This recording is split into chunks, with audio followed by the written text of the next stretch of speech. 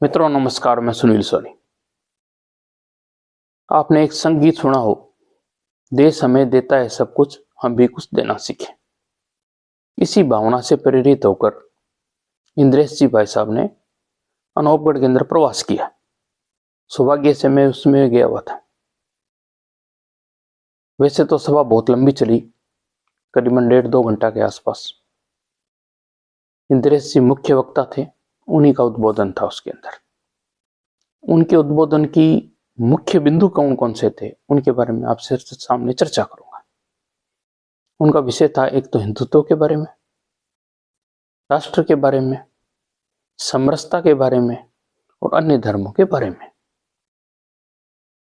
उनका मूल उद्देश्य ये था कि देश हमें एक तरह से हमारा देश हमारी माता के समान है, राष्ट्र हमारी माता के समान है।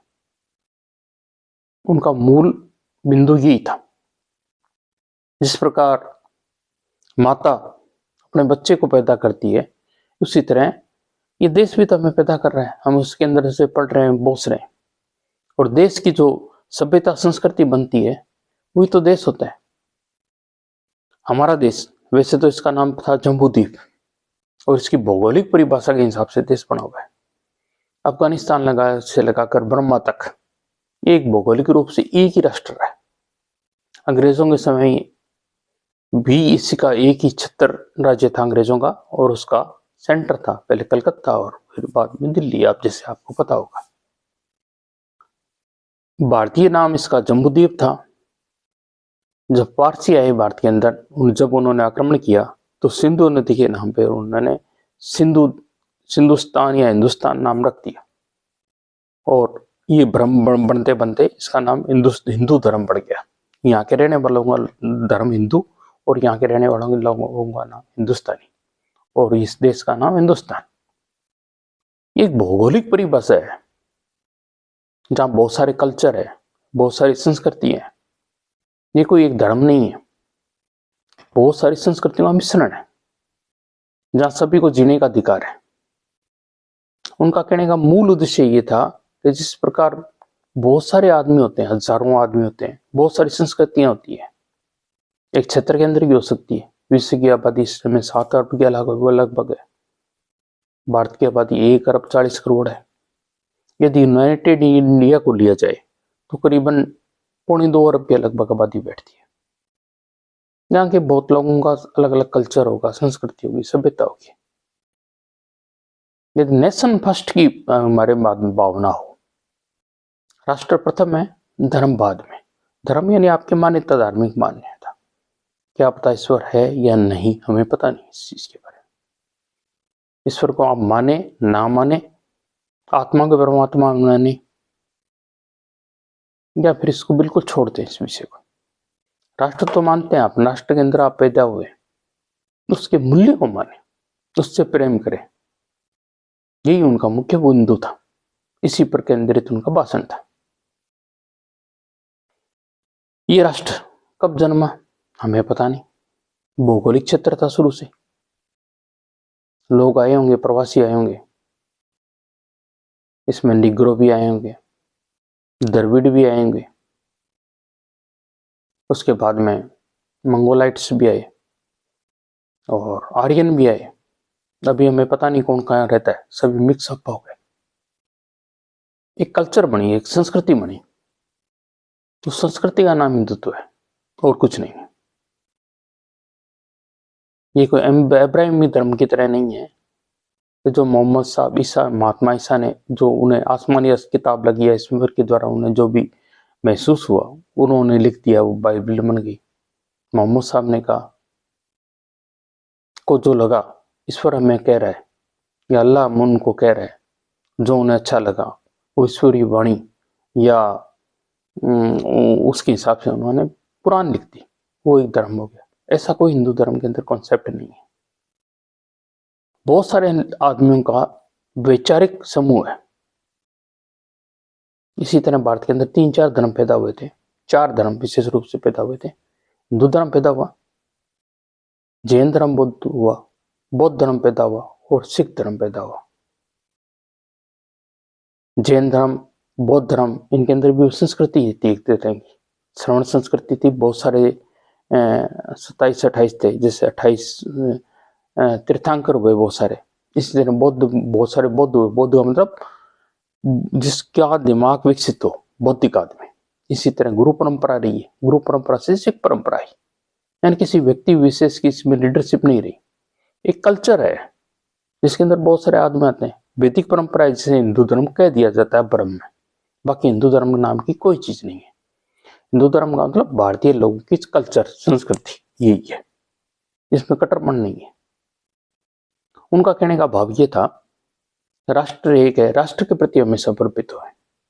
ये राष्ट्र ने तो जन्म, जिसने जन्म ही नहीं दिया उसकी मृत्यु कैसे होगी।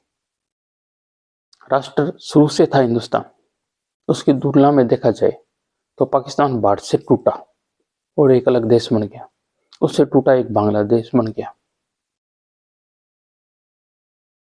उनके अंदर धर्म जरूर है, तो धर्म फर्स्ट नहीं होता, ये उनकी गलती है। धर्म को फर्स्ट ना ले, वो राष्ट्र को प्रथम लेते तो ये एक ही देश रहता।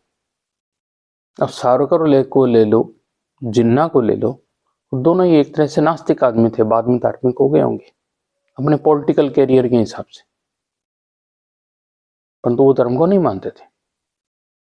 धर्म राष्ट्र का होता है। धर्म का मतलब मानव का धर्म, मानव कैसे जीना चाहता है। तो अपने कुत्ते बिल्ली का धर्म के बारे में नहीं सोच रहे, मानव के बारे में कह रहे हैं। उसमें दया करुणा वगैरह जो भी संस्कार होते हैं वो उसके धर्म हो सकता है, मानव का एक ही होगा, पूरे वर्ल्ड का अलग नहीं होगा। उसके भारत के बारे में लोग सोच रहे हैं, इसका मतलब हिंदू धर्म हो गया। हाँ, कोई विशेष धर्म हो, वो किसी व्यक्ति विशेष का विचार हो सकता है। तो मुझे ईश्वर की प्रेरणा मिली, यही होगी किताब, उन्होंने किताब लिख दी होगी। कुरान हो सकती है, बाइबल हो सकती है, और कोई भी किताब हो सकती है, उस पर आधारित कोई धर्म हो सकता है। धर्म के विषय अच्छे हैं, सभी के प्रति सहमति है, अच्छे सभी, कोई बुरा नहीं है, परंतु नेशन फर्स्ट की थ्योरी रखी जाए, सभी इसी देश की माटी से में रहने वाले हैं, और राष्ट्र को प्रथमता दे, तो फिर कोई झगड़ा ही नहीं है, किसी प्रकार का कोई झंझट ही नहीं है। ये मान्यताएं धार्मिक आपके अपने सबके अंदर, घर के अंदर हो सकती है, कोई किसी को नहीं रोकता न टोकता, सब अपने मस्ती मस्त है। हम राष्ट्र को का निर्माण करें, राष्ट्र को आगे बढ़े, देश हमें देता है सब कुछ, हम भी कुछ देना सीखें। इसी भावना से प्रेरित होकर इंद्र जी का प्रवास हुआ। उनका मुख्य उद्देश्य ये था कि सांप्रदायिक सहिष्णुता रहे, राष्ट्र आगे बढ़ता रहे, सभी तरह के आदमी थे उसके अंदर। किसी ने उनसे कभी पूछा होगा खालिस्तान के बारे में, तो उन्होंने कहा पूरा भारतीय खालिस्तान है। खालिस्तान का मतलब ऐसा स्थान जहाँ पे वो पवित्र भूमि हो, जहाँ पे किसी प्रकार का अपराध नहीं हो, तो पूरा भारतीय हो गया भाई। अलग होने से क्या मतलब, पूरा भारतीय खालिस्तान है और हम सब साथ में, कोई दिक्कत ही नहीं। और जहां तक पाकिस्तान बना भारत से टूटकर, या बांग्लादेश ही बना, तो उन्होंने क्या पाया, वहां भी वो धर्म के आधार पर कोई आइडेंटिटी नहीं बनती किसी देश की, क्षेत्र के हिसाब से बनती है। क्षेत्र के हिसाब से देखा जाए तो भारत, पाकिस्तान, बांग्लादेश, बर्मा और अफगानिस्तान की एक ही आइडेंटिटी है हकीकत में देखा जाए तो। कल्चर एक है, सभ्यता एक है, ये आइडेंटिटी नहीं है। यदि आपने पाकिस्तान की आइडेंटिटी बना दी तो पाकिस्तान के अंदर भी 5 है। सिंध की अलग आइडेंटिटी होगी, पंजाब की अलग होगी, पंजाब का अलग कल्चर हो गया। परंतु यदि एक कल्चर नहीं कह सकता, एक कल्चर का टुकड़ा भी नहीं कह सकते, एक धर्म के आधार पर आप उसको नहीं रख सकते। धर्म के लिए तो आपको स्वतंत्रता है, वो आइडेंटिटी क्षेत्रीय आइडेंटिटी हो जाती है। एक देश पूरे राष्ट्र की आइडेंटिटी हो गई, उसके बाद में एक भाषा की आइडेंटिटी हो गई, तो भाषा की आइडेंटिटी के हिसाब से क्लेश तो पैदा हो गई। जैसे इसीलिए तो क्लेश पैदा हुआ वहां पे, बांग्लादेश अलग हो गया। बांग्लादेश में भी 3 आइडेंटिटी है, वहां भी हिली एरिया की अलग है। इसी तरह पाकिस्तान के अंदर 5 आइडेंटिटी अलग से विकसित होती है अंदर की साइड में। सिंध की अलग हो जाती है, बलूचिस्तान की अलग हो जाती है, पंजाब की अलग हो जाती है, पख्तूनिस्तान जिसे बॉर्डर बड़ा जो एरिया है, नॉर्थ फ्रंटियर बड़ा, उसकी अलग हो जाती है, जो जम्मू कश्मीर जो का जो स्वतंत्र हिस्सा है, जो पाकिस्तान के अंदर आज़ाद कश्मीर कहते हैं, उसकी आइडेंटिटी अलग हो जाती है, गिलगित बल्टिस्तान की अलग हो जाती है, बहुत सारे एरिया आ जाते हैं, उप एरिया आ जाते हैं। इसी विषय पर उन्होंने चर्चा की। उनका कुल मूल उद्देश्य ये था कि राष्ट्र का निर्माण हो, राष्ट्र एक हो, हम राष्ट्र की तरफ ध्यान दें तो कोई झगड़ा नहीं है। इन झगड़े धर्म का मतलब घर तक ही सीमित हो तो ठीक है, हमारे जीवन तक समर्पित हो तो ठीक हो, राष्ट्र के लिए नहीं, राष्ट्र के प्रति बाधा नहीं होना चाहिए। धर्म एक हम साइड में रखें, राष्ट्रवाद अलग साइड में रखें, कोई दिक्कत ही नहीं होगी।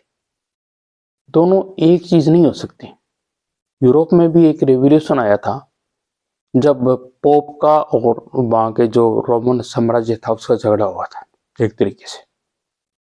तो उन्होंने वास्तव में बाद में झगड़ा खत्म हुआ इसी फेथ पे हुआ था कि भाई धर्म अलग है, पोप का काम है या धर्म का काम है वो धर्म अपना करे और वो अपने नैतिक मूल्य का निर्माण की तरफ करे, और राजा अपना जो एम्पायर चला रहा है वो अपना काम करे। झगड़ा खत्म हो गया। आज लगभग यूरोप में ये स्थिति थी लंबे टाइम तक। अभी जो टाइम लंबा हो जाता है तो लोग भूल जाते हैं इस बात को, वहां भी सांप्रदायिक स्थितियां पैदा होने लगी।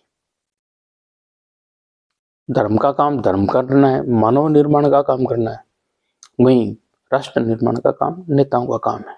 राष्ट्र की उन्नति का काम होती है वो नेताओं का या राजाओं का। उस समय राजाओं का था, वो अलग अलग कार्य क्षेत्र है, अपने अपने काम करते रहे, कोई दिक्कत नहीं होगी, कोई मनमुटाव नहीं होगा। राष्ट्र आरएसएस पर भी चिंतन हुआ। उन्होंने कहा कि राष्ट्र आरएसएस का मतलब राष्ट्र का निर्माण करना है, राष्ट्र का धर्म ही हिंदू धर्म है और कुछ नहीं। जो भारतीयता है वो हिंदू धर्म है, मानवीयता है वो हिंदू धर्म है। भारतीय लोगों की सोच के हिसाब से जो मानवता हो सकती है वो हिंदू धर्म है उनके हिसाब से। ये कुछ विचारते मैंने संक्षिप्त में रखने की कोशिश की। इतना कोई गलती हो तो सॉरी।